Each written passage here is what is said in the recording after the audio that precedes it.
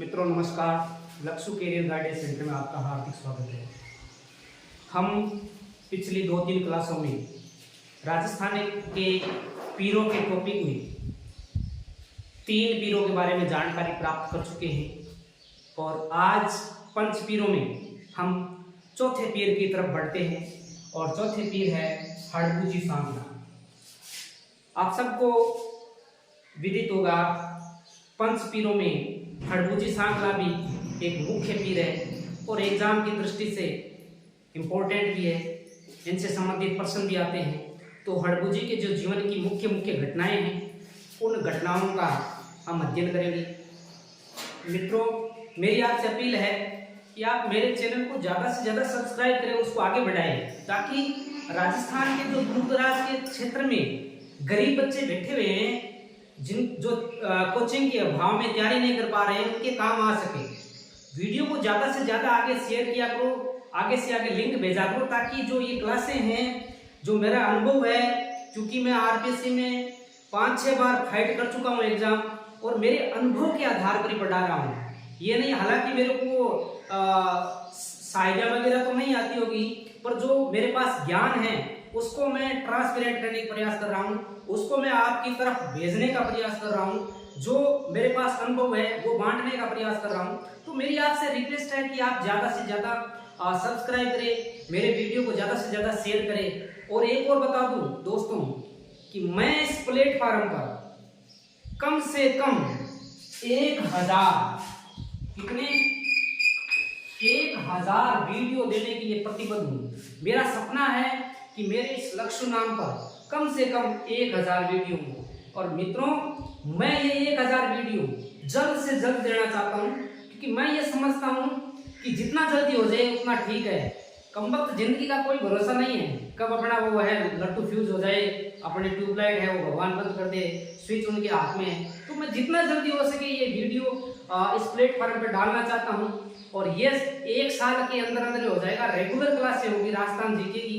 उसके बाद अगर समय और मिला तो मैं राजस्थान जीके के साथ साथ भारत की जो राज व्यवस्था है उसका भी अध्ययन आपको कराऊंगा।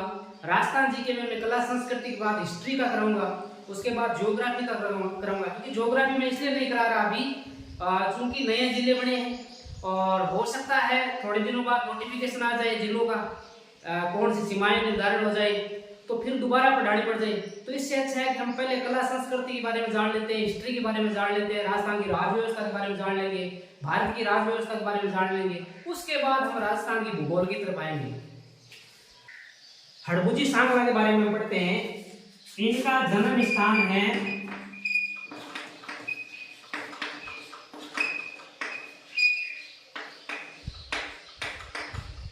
बुंदेल गांव नागौर जिले में आता है मित्रों।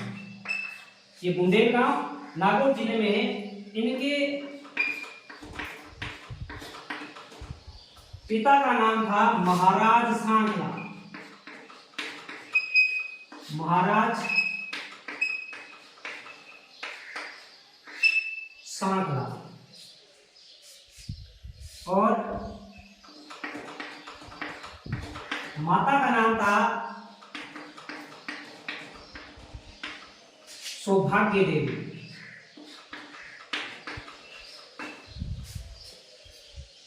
ये अपने पिता की डेथ के बाद बुंदेल छोड़ करके एक जगह है फड़ोदी में हरबलजान। जब पिता की मृत्यु हो गई तो वो बुंदेल को छोड़ करके हरबलजान नामक एक जगह है वहां आकर रहने लगे। और ये हड़बूजी रामदेव जी के मौसेरे भाई थे।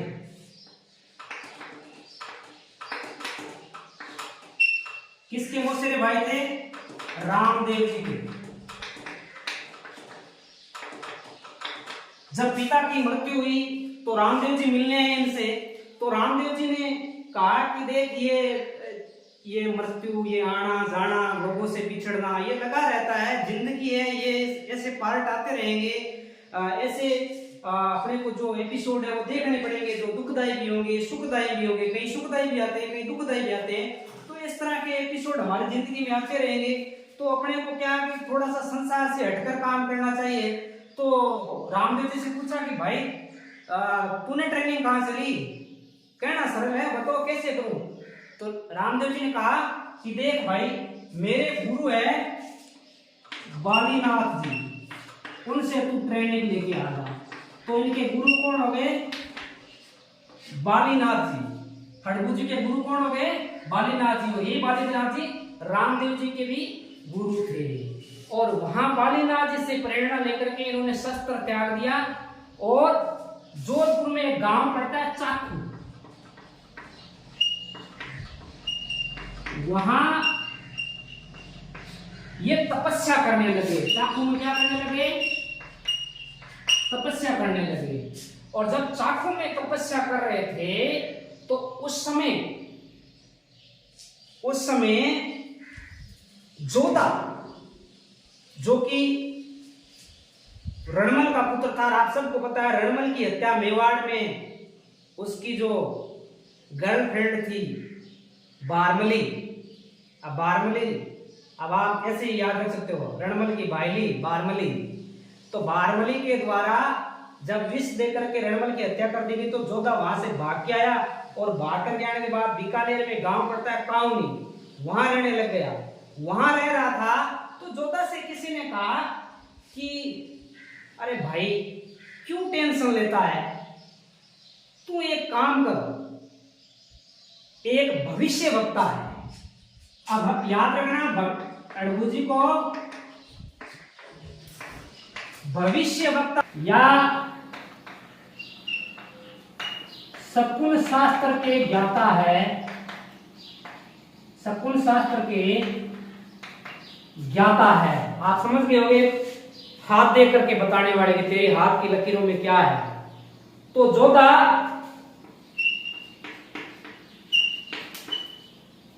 गया हड़गू जी के पास और हड़गू जी से जाकर बोला, महाराज समस्या यह है कि मेवाड़ वालों ने धोखा कर दिया, पिताजी को राम नाम सत्य कर दिया, मेरे पीछे पड़े हुए हैं, कोई रास्ता बताओ। हाथ देखो, हाथ में क्या क्या आ रहा है, कौन आएगी कौन जाएगी, राज्य कितना आएगा कितना जाएगा। तो हड़गू जी ने कहा, बेटा डरने की कोई बात नहीं है, तू मेरे से ये ले जा कटार और एक ले जा मेरा ये फेंटा और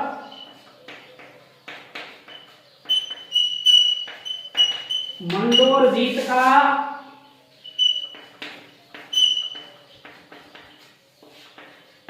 आशीर्वाद है। बागेश्वर गांव वाले कहते हैं ना आशीर्वाद है।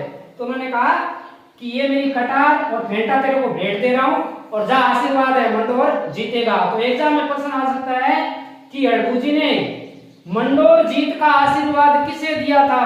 तो आपका उत्तर होना चाहिए जोधा। और हड़गू जी ने जोधा को क्या क्या भेंट किया? एक तो की कटार और एक किया फेंटा। और उसके बाद जोधा मंडोर जीत गए। और मंडोर जीतने के बाद जोधा ना, जो हड़गू जी की जो कृतज्ञता है वो भूले नहीं थे। और इसी कृतज्ञता स्वरूप जोधा ने हड़गू जी को बेंगटी गांव भेंट में दे दिया।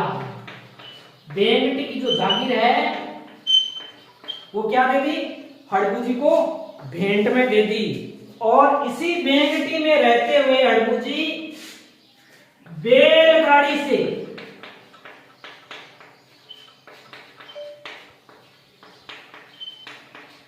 गायों के लिए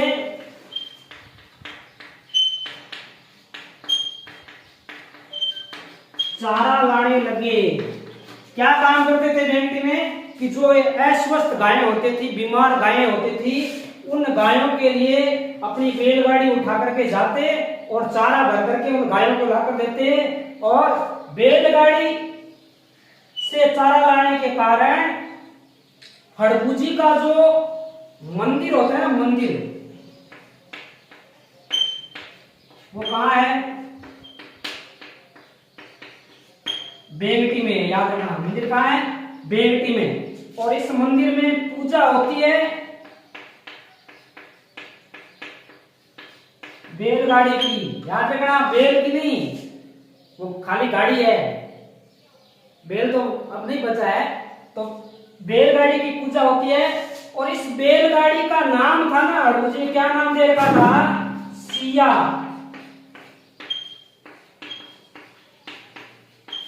आपसे पूछा जाए हड़बू जी की सवारी क्या है, तो सवारी है सिया। बैलगाड़ी का नाम है सिया। तो हड़बू जी की एग्जाम में प्रश्न आ जाए कि हड़बू जी की सवारी क्या है, तो आपका उत्तर होना चाहिए सिया। और इसी सिया बैलगाड़ी की पूजा होती है मंदिर में। और जो ये बेंगटी वाला मंदिर है ना, वो मंदिर बनाया था 1721 में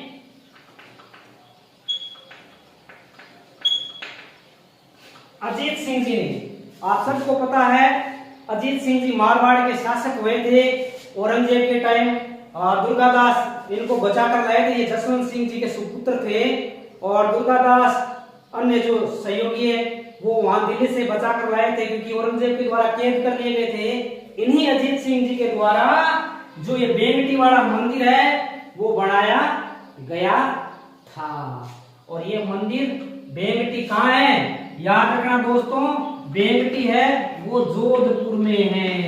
कहाँ है? बेंगटी जोधपुर में है। साथ साथ में जितना मैं पढ़ा रहा हूं आप लाइन टू लाइन लिखते जाना, क्योंकि आप सबको पता है मेरे पास ऐसी कोई डिजिटल बोर्ड वाली व्यवस्था नहीं है। मैं भी गांव में हूं और गांव से जो सुविधाएं मेरे पास है उन्हीं का प्रयोग करते हुए आप तक बात पहुंचा रहा हूं। तो आप एक नोटबुक लेकर रखें, मेरा जो अनुभव है वो लिखते जाए। मैं जैसे जैसे बताता जाऊंगा कि इस तरह के प्रश्न आ सकते हैं, आप साथ साथ में नोट करते जाओ। आपके नोट्स भी तैयार हो जाएंगे। नोट्स भी ऐसे तैयार हो जाएंगे कि राजस्थान में ऐसे नोट्स किसी के पास नहीं होंगे। एक भी बात में छूटने नहीं दूंगा, एक भी पॉइंट आप देख लेना, फलानी गाइड उठा लेना, कोई भी कर लेना। अगर मेरे नोट से बाहर आ जाए तो लिख कर दे रहा हूं, बट शर्त यह है कि जैसे जैसे पढ़ाता जाऊं वैसे वैसे आप अपने हिसाब से नोट सेट करते जाएं, लिखते जाएं साथ साथ में कि हड़बू जी से संबंधित ये बातें हैं, पापू जी से संबंधित ये बातें हैं, रामदेव जी से संबंधित ये बातें हैं। और ये सब लिख लोगे तो आपके दो फायदे होंगे, एक तो आपके नोट्स तैयार हो जाएंगे और एक आपकी लिखने की प्रैक्टिस हो जाएगी। साथियों, लिखने की प्रैक्टिस बहुत इंपॉर्टेंट है। इन नोट्स के सहारे मैं दावे से कह रहा हूं कि आपकी आरएस एग्जाम का, आरएस मेंस एग्जाम का भी प्रश्न बाहर नहीं जाएगा। अगर मैं जो बोलता हूं वो साथ साथ में आप लिखते जाएं, मैं जो बातें बताता हूं वो साथ साथ में लिखते जाएं। तो बेंगटी में इनका मंदिर है। बेंगटी कहाँ है? जोधपुर में। पूजा किसकी होती है? बैलगाड़ी की पूजा होती है। उस बैलगाड़ी का नाम क्या है? सिया। और ये सिया इनकी सवारी है। और ये मंदिर कब बनाया गया? 1721 में। किसके द्वारा बनाया गया? अजीत सिंह के द्वारा। ये बैलगाड़ी की पूजा क्यों होती है? क्योंकि इसी बैलगाड़ी से वो बेंगटी में रह करके गायों के लिए चारा लेकर आते थे। और ये रामदेव जी की क्या थे? मौसेरे भाई थे। तो रामदेव जी के गुरु और इनके गुरु भी एक समान थे, क्योंकि रामदेव जी ने ही रास्ता दिखाया था कि हड़बू तू यहाँ मत ऐसे पिता की जो मृत्यु है उस पर ज्यादा शोक मत कर, ये आना जाना लगा रहता है, ये तो कर्मों की बात है, तू गुरु महाराज की शरण में जा। और गुरु कौन है? बालीनाथ जी। बालीनाथ जी के शरण में जाने के बाद इन्होंने शस्त्र, क्योंकि राजपूत थे और राजपूत और क्षत्रिय हमेशा शस्त्र धारण करने के लिए प्रसिद्ध रहा है, तो इन्होंने शस्त्र त्याग करके जोधपुर में गांव है चाकू, उस गांव में रह करके ये तपस्या करने लगे। और वहां इनका परिचय होता है जोधा जी से, क्योंकि जोधा जी को जब पता चलता है कि राजस्थान में एक ऐसा व्यक्ति है जो भविष्य बता सकता है, जो शकुन शास्त्र का ज्ञाता है, जो मेरा हाथ देख करके बता सकता है कि मुझे क्या प्राप्त होगा। और जोधा कहाँ रह रहे थे उस समय? बीकानेर में एक गांव है कावनी, कावनी। उस कावनी गांव से जोधा वहां आते हैं, हड़बू जी से मिलते हैं। हड़बू जी कहते हैं कि बेटा मेरी कटार और फेंटा ले जा और आशीर्वाद है मंडोर में जीत होगी। और ये हुआ दोस्तों, मंडोर जोधा जी द्वारा जीत लिया गया। और उसके बाद जोधा जी ने हड़बू जी को बेंगटी की जो जागीर है वो दे दी, और उसी बेंगटी में रह करके ये गायों के लिए चारा लाने लगी और जो बीमार गाय हैं उनकी सेवा करने लगी। हड़बू जी के लिए इतना सफिशिएंट है। इससे संबंधित मेरे को नहीं लगता है कि हड़बू जी से बाहर कोई प्रश्न बन सकता है। अब हम अगले टॉपिक पर जाएंगे। अगले टॉपिक पर हम बढ़ते हैं मांगलिया मेहाजी। मांगलिया मेहाजी पंचपीरों में एक प्रमुख पीर है और ये अपने पंचपीरों में अंतिम 4 में बता चुका हूँ, 5वें हैं। तो मांगलिया मेहाजी, सबसे पहले तो हम ये तय कर लेते हैं कि मांगलिया मेहाजी वास्तव में मांगलिया राजपूत थे या क्या थे। तो मैं बता दूं, ये ओरिजिनल में देखे ना तो पंवार क्षत्रिय थे, पंवार राजपूत थे। फिर भाई पंवार और मांगलिया तो अलग अलग है, गोत्र अलग अलग है। तो कारण यह है कि इनका मेहाजी का जो लालन पालन है ना वो ननियाल में हुआ था। लालन पालन ननिहाल में हुआ था। और ननिहाल वाले क्या थे? मांगलिया। और जब कोई भाणजा ननिहाल में रहता है तो लगभग वो वही का हो जाता है। और इनके साथ ये वाले का गोत्र ही चेंज हो गया, लोग इनको मांगलिया मानने लगे, पर ये पंवार क्षत्रिय थे, पंवार राजपूत थे। हम बात करते हैं इनके उपनाम।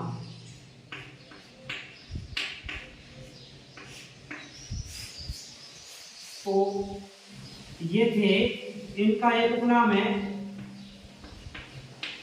उज्ज्वल छत्री और दूसरा उपनाम है मांगलियों की इष्टदेव। मांगलियों की इष्टदेव। इनका जन्म स्थान है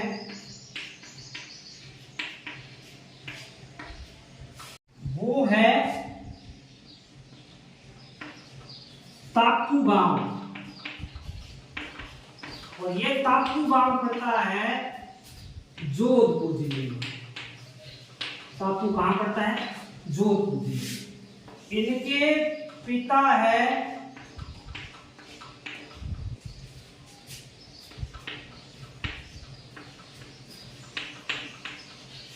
किलोजी, कहीं कहीं इनका नाम पड़ता है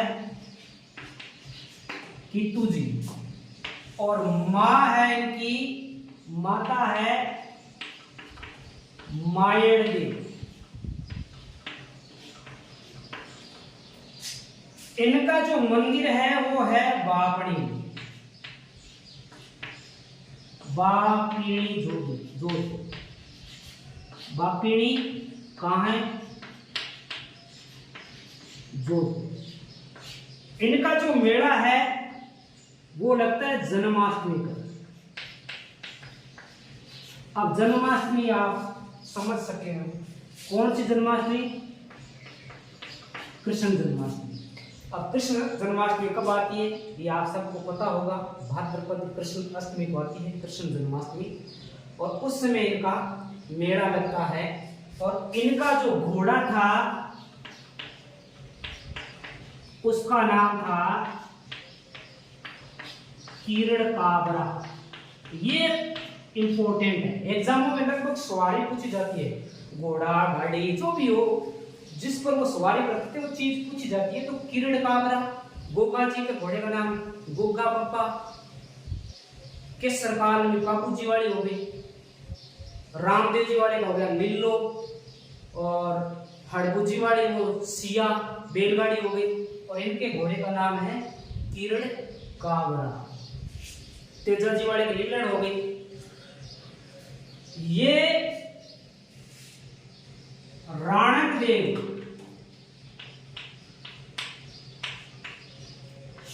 ये जैसलमेर का राजा था।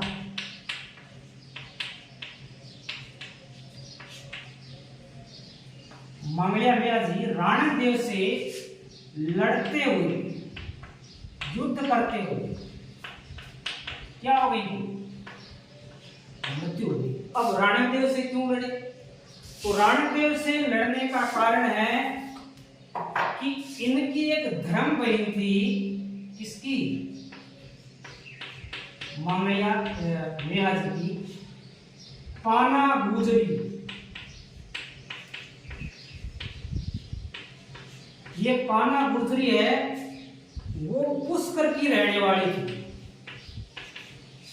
एक बार ये पुष्कर गए थे और घाट पर मिल गई, और अपने परंपरा है कि घाट पर जाते तो धर्म भाई या धर्म बहन बना के आते हैं। तो मामले में जी हुआ गए हुए थे, ये गुजरी मिली तो इसको धर्म बहन बना लिया। अब ये पाना गुजरी की गाय लेकर भाग गया ये राणकदेव भाटी। ये भाटी राजपूत था, ये राणकदेव भाटी, क्योंकि भाटियों का गढ़ था जैसलमेर, तो ये जैसलमेर के राजा थे। और राणकदेव गाय लेकर भाग गए तो मांगलिया मेया जी उन गायों को छुड़ाने के लिए गए और राणकदेव भाटी से लड़ते हुए ये वीर गति को प्राप्त हो गए। साथियों, एक और जानकारी रखना कि जो मांगलिया मेया जी के भोपे होते ना, भोपा, उनकी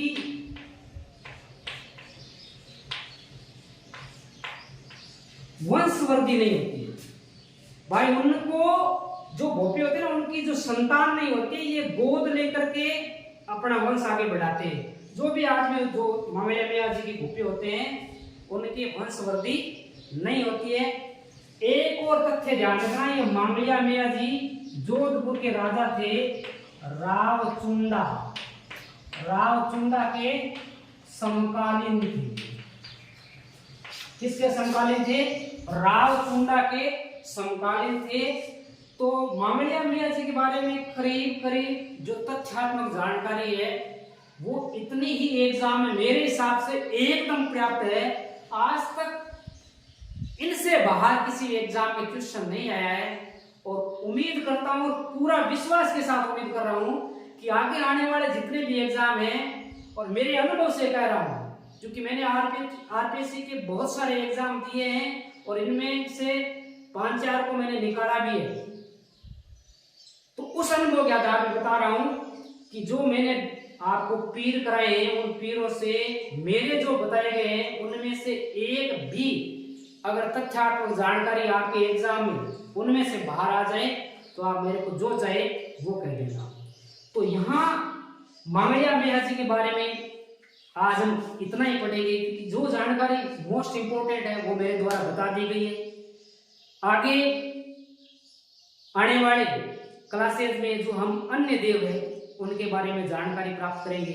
फिर एक बार मैं आपसे अपील कर रहा हूँ कि मेरे चैनल को ज़्यादा से ज़्यादा आगे बढ़ाए, सब्सक्राइब करें, और अपने आसपास में जितने भी भाई गरीब बच्चे हैं वो तैयारी कर रहे हैं तो उनको लगातार मेरे चैनल की तरफ आप लेकर आए, उनको जुड़ाएं, ताकि जो मेरा अनुभव है मैं उनको दे सकूं, और समय समय पर अन्य जो अपडेट है किसी भी एग्जाम से संबंधित या कोई और होगी तो वो मेरे चैनल पर लगातार आपको मिलती रहेगी। आज के लिए इतना ही, धन्यवाद दोस्तों।